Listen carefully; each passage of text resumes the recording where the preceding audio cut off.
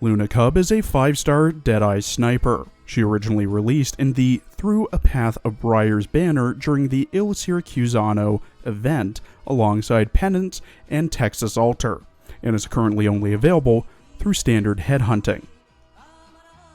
Lunacub has no combat experience whatsoever, as she was a wandering hunter for many of her years. She stands at 148 centimeters tall, was born on the 3rd of October in Syracuse, and is of the Lupo race. In our archive files and promotion record, it's noted that Lunacub was brought to Rhodes Island by the owner of Penguin Logistics himself, who dropped off her file, plus an autograph, as thanks for helping, quote, his girls, end quote. Though she eagerly accepted the job, it's unclear if Luna fully grasped what a job is, though she showed sharp instincts by quickly locating the cafeteria. Despite lacking formal training, she aced the operator exams and accredited her smarts to someone named Arknights. According to Logistics, Lunacub's knack for sneaking into warehouse proves she's clever. Fortunately, she hasn't cracked the security system yet. Raised in the wilds and taught by a mysterious figure named Arknights, Lunacub lived among beasts, learning to hunt, lay traps, and lead a diverse pack, an extraordinary feat that puzzled Rhodes Island researchers.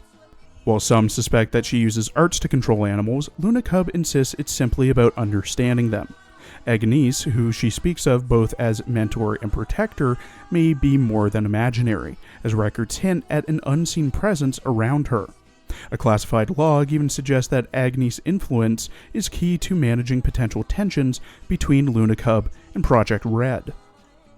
An anonymous note left on the doctor's desk, its origin still unknown, reflects on the struggle between instinct and destiny, questioning whether true freedom from one's nature is possible. The writer, likely Arknights, reveals she raised Lunacub not as a tool of violence, but as a friend, defying the role she was meant to play. She compares this to the effort and struggles of Project Red, and even the Emperor, expressing a deep desire to escape the cycles that bind them. In the end, Arknights asks the Doctor, "Can you show us how to be more than what we were made to be?" A classified log warns the Doctor of enigmatic beings, neither beast nor human, who exist beyond natural laws and defy easy understanding, often mistaken for familiar forms like Emperor or Arknights. Though they call themselves the aristocrats of beasts, they rule nothing and remain elusive. The log urges caution, suggesting that they may one day unveil the hidden truths of the world. A cafeteria logistics supervisor warns of a growing quote-unquote terror cell within Rhodes Island, humorously implicating Lunacub and Seibe as cunning operatives driven by instinct and mischief. Though often underestimated, the two have begun coordinating, learning, and adapting, especially after somehow acquiring the meeting minutes themselves. Their 3-day alliance is viewed with alarm, prompting calls for heightened security and a bigger cafeteria budget. Luna is confirmed to be infected. She has a cell originum assimilation of 8% and a blood originum crystal density of 0.22 parts per liter. The notes in her medical file state that there are crystals visible on her left ankle and that her condition has been stabilized after being untreated for so long.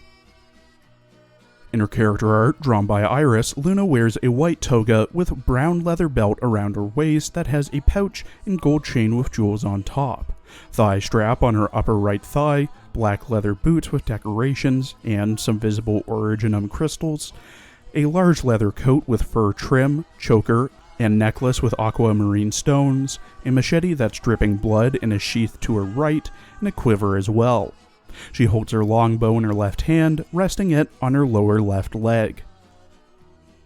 In her voice lines, voiced by Risa Hoshina, Luna often talks of the outdoors and Arknights. 秘書？書類の整理？さっぱりわからん。それよりドクター、この前、あたりをきれいに見渡せるいい感じの山を見つけたのだ。見に行くか？さっぱり理解できん。どうしてお前たちは、こんなに壁や廊下を作るのだ？見晴らしが悪くなるだろう。暴走した打獣が、お前の小さい部屋に突っ込んできて暴れるかもしれないのに、よく平気だな。アンニェーゼが言ってた。危険はどこにでも存在するんだぞ。お前たちは外を荒野と呼ぶけど、外には何でもあるのだ。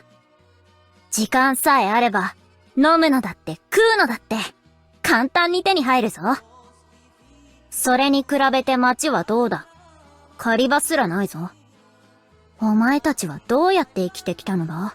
アンニェーゼが言ってた。ロドスでは危険な匂いするって。けど、アンニェーゼは群れと一緒に、ずっとルナカブのそばにいてくれるって約束してくれたのだ。ドクターには、アンニェーゼがいないように見えるって？あれ？さっきまで確かにここにいたが、ご飯にでも行ったのかもな。ベルナルドってやつは死んだ。ザーロも尻尾を巻いて自分の縄張りに逃げ帰ったのだ。だからアンニェーゼの言ってた狩り比べは絶対ルナカブたちの勝ちなのに、アンニェーゼは全然嬉しくなさそう。なぜなんだ？群れの食料だってまだまだいっぱい残ってるんだぞ。アンニェーゼはドクターのことを評価してる。お前からずる賢さを学べと言われたが、ずる賢さってなんだ？お前みたいにこっそり隠れてご飯を食べて群れのみんなで分け合わないのはずる賢さか？それなら簡単だ。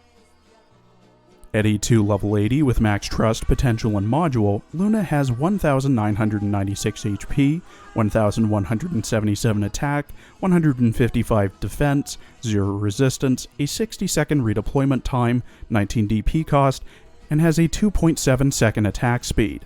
Her range is the standard range for a Deadeye sniper. At max trust, she gets plus 300 HP and plus 40 attack. At max pot, she gets minus 2 DP cost, minus 10 seconds to redeploy, and plus 35 attack. Her talent, Wilderness Instinct, at E2 gives Luna camouflage while her skill is inactive, and decreases her attack interval to 2.295 seconds after her skill is procced. Luna has 2 base skills, with one being unlocked at E2. Her first base skill, Lazy Cub, makes it so that she restores plus 0.7 morale per hour to herself when assigned to a dorm. Her second base skill, Wilderness Survival, is unlocked at E2, and makes it so that, when Luna is processing skill summaries, she has a plus 80% byproduct rate. Luna's first skill, Time to Hunt, gains SP over time and is manually triggered. All levels last for 18 seconds, with level 7 starting with 8 SP and needing 24 SP to proc, while M3 starts with 10 and needs 20. At level 7, Luna gets plus 60% attack. At M3, it's plus 100% attack. Her second skill, Umbral Ambush, gains SP over time and is manually triggered, with all levels lasting for 25 seconds. Level 7 starts with 25 SP and needs 54 SP to proc, while M3 starts with 30 and needs 50. At level 7, Luna gains plus 110 attack speed and camouflage for 5 seconds. Defeating an enemy during the skill's duration grants camo for 7 seconds. At M3, it's plus 140 attack speed and camo for 8 seconds. Defeating an enemy gives another 8 seconds of camo. Luna has a DEA-Y module named a Hidey Hole That Moves, which makes it so that Luna gains 1 SP if the enemy she attacks remains alive. At module level 3, a Hidey Hole That Moves fully upgrades Wilderness Instinct, making it so that her attack interval is reduced by minus 25% when her skill is procced. She also gets plus 160 HP and plus 68 attack. To unlock and fully upgrade this module, you must have Luna at E2 level 50, have 100% trust with her, defeat a total of 30 enemies with your own Luna, 3-star stage 2-5, having your own Luna defeat at least 2 senior casters, and have 6 module data blocks, 20 data patching strips, 8 data patching devices, 3 crystalline circuits, 4 white horse coals, 5 aura raw concentrations, and 150,000 LMD. Lunacub is basically a slower firing, higher damage April since their concepts are fairly similar, that being camouflage snipers. The leg up that Luna has over April, however, is the camo is a permanent thing until she procs her skill, while April gets her camo from her S2. This allows Luna to slowly chip away at enemies without being targeted, unless there's one of those radar enemies around.